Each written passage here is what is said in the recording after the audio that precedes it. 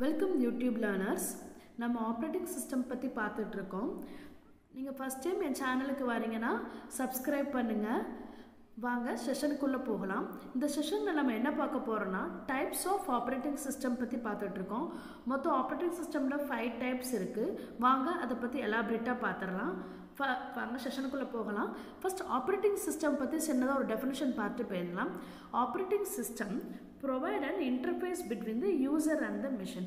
Operating system என்னங்கிறது யூசருக்கும் மிஷினுக்கும் நடுவில் இன்டர்ஃபேஸாக இருக்கிறது தான் ஆப்ரேட்டிங் சிஸ்டம். அந்த இன்டர்ஃபேஸ் எப்படி இருக்கும் அப்படின்னா கிராஃபிக்கல் யூசர் இன்டர்ஃபேஸாக இருக்கும், இல்லைனா கமெண்ட் லைன் இன்டர்ஃபேஸாக இருக்கும். கிராஃபிக்கல் யூசர் இன்டர்ஃபேஸ்னால் என்னது? நம்ம கம்ப்யூட்டரில் வந்து ஒரு ஸ்க்ரீன் மவுஸை வச்சு ஸ்க்ரீனை கிளிக் பண்ணுறோமா, அதான் graphical user interface. Mouse pointer மூலயமா நம்ம இன்ட்ராக்ட் பண்ணுறது graphical user interface. And then command line interface அப்படின்னா by giving the commands using keyboard நம்ம command கொடுக்குறோமா, அது command line interface. And operating system என்ன செய்யணும்னா manages all the resources and it supervises the computer, maintains the computer, maintains all the hardware. இதான் சொல்கிறாங்க. The interface may be graphical user interface which user can click on the screen element to interact with the operating system, or a command line interface to tell the operating system to do things. This also manages the computer resources such as CPU, memory, disk drive and printer. Operating சிஸ்டம்ங்கிறது வந்து computer resources, CPU, memory, disk drive, printer எல்லாத்தையுமே manage பண்ணும் operating system. And operating system வந்து 2 செக்ஷன்ஸாக divide ஆகிருக்கு. ஒன்று வந்து kernel section, இன்னொன்று வந்து யூசர் கோட் செக்ஷன். இந்த யூசர் கோட் அப்படிங்கிறது வந்து மோட் பிட் வந்து 1 இருக்கும். கெர்னல் செக்ஷன் அப்படிங்கிறது வந்து மோட் பிட் வந்து 0 இருக்கும். இந்த user code to kernel code, kernel code to user code வந்து எப்போவுமே சேஞ்ச் ஆகிட்டே இருக்கும். நம்ம என்ன ப்ராசஸ் பண்ணுறோமோ அதுக்கு தகுந்தாப்புல இந்த user to kernel mode, kernel to user mode நடக்கிறது வந்து அது பேர் கான்டாக்ட் ஸ்விட்சிங் வந்து டேக்ஸ் பிளேஸ் ஆகும் இங்கே. And then types of operating system. First 5 types இருக்கு ஆப்ரேட்டிங் சிஸ்டத்தில். Batch operating system, multi programming operating system, multi tasking operating system, and then real time operating system, multi processing operating system. First batch operating system பார்த்துடலாம். Multiple jobs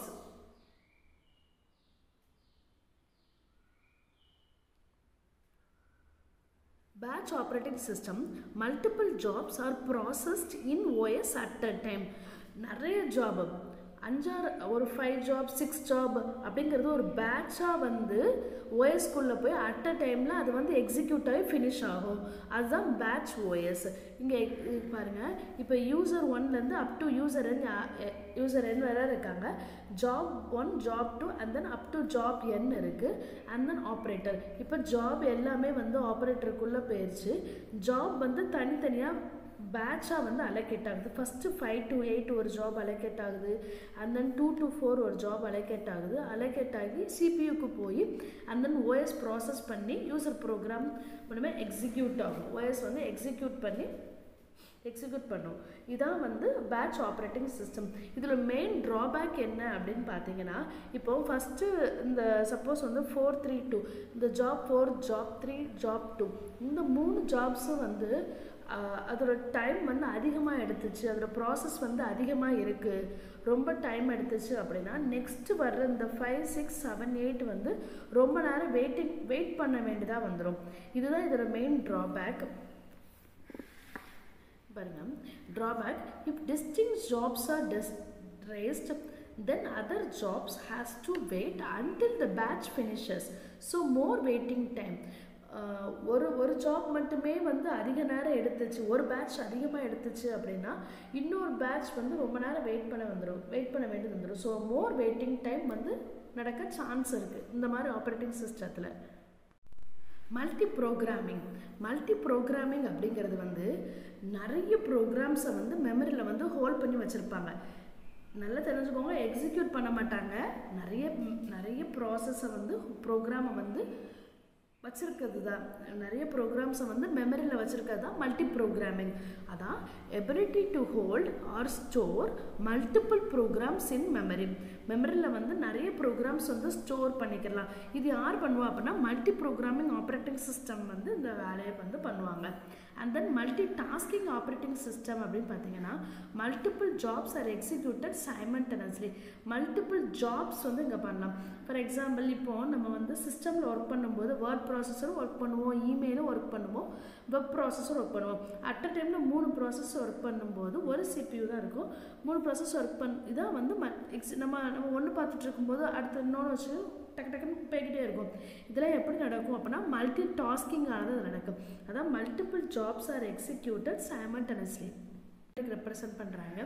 suppose you take uniprocessor system.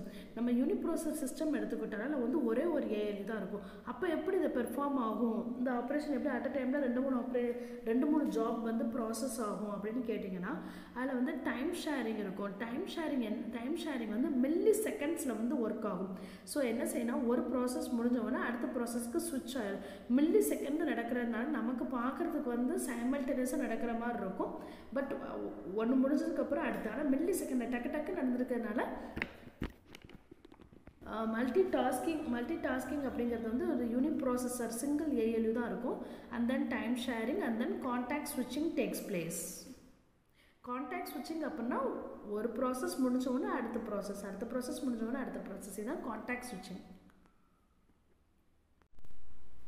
Multi-processing operating system. It's and multi-core system. Multi-core system அப்படின்னா ஒரு CPU 2-3 CPU வந்து அதில் இருக்கும். இப்போது multi-core system அப்படின்னா ஒரு CPUக்கு மேலே இருக்கிறது தான் மல்டி-கோர் சிஸ்டம். தென் என்ன ஆகுனா multi tasking start into multi processing. Multi tasking வந்து மல்டி ப்ராசஸிங்காக வந்து சேஞ்ச் ஆகிடும். And it has a ability to process multiple jobs by multiple processing element. இந்த மல்டி ப்ராசஸிங் என்ன செய்யும்னா நிறைய ஜாப் வந்து ப்ராசஸ் பண்ணலாம். மல்டிபிள் ஜாப்ஸ் வந்து ப்ராசஸ் பண்ணுவாங்க. அதான் மல்டி ப்ராசஸிங் OS. இந்த டயக்ராமேட்டிக் ரெப்ரசன்டேஷன் பார்த்தா உங்களுக்கு தெரியும். இப்போது word processor, email, web browser, antivirus அப்படின்னு மல்டிபிள் ப்ராசஸ் வந்து இருக்குது. It's and multi core computer. That is CPU வந்து 2 CPU வந்து இது இருக்கும். ஸோ என்ன ஆகும் அப்படின்னா வேர்ட் ப்ராசஸர் அண்ட் இமெயில் அப்படிங்கிறது வந்து ஒரு CPU கோர்லேயும் and then web browser and antivirus அப்படிங்கிறது வந்து இன்னொரு கோர்லேயும் வந்து ப்ராசஸ் நடக்கும். இதுதான் multi processing. That is multiple core system தான் multi processing OS. Multiple tasking turn to as a multi processing. Multi tasking வந்து மல்டிபிள் ப்ராசஸிங்காக வந்து சேஞ்ச் ஆயிடும். And then 4 ALU is called as a quad core. 8 ALU system இருக்குது அப்படின்னா அதுக்கு பேர் octal கோர்னு அர்த்தம். இதை ஞாபகம் வச்சுக்கோங்க, காம்படேட்டிவ் எக்ஸாம்ஸில் வந்து வர வாய்ப்பு இருக்குது. And then real time operating system அப்படின்னா OS வந்து execute customized task only. Real time OSல வந்து கஸ்டமைஸ்டு டாஸ்க் மட்டும்தான் எக்ஸிக்யூட் பண்ணுவாங்க. And then 2 types of real time OS இருக்குது. ஃபஸ்ட் வந்து hard real time and next soft real time. Hard real time அப்படிங்கிறது வந்து அக்யூரேட் ரிசல்ட் வந்து ஒரு டாஸ்க்கு வந்து அக்யூரேட் ரிசல்ட் வந்து இருக்கும்.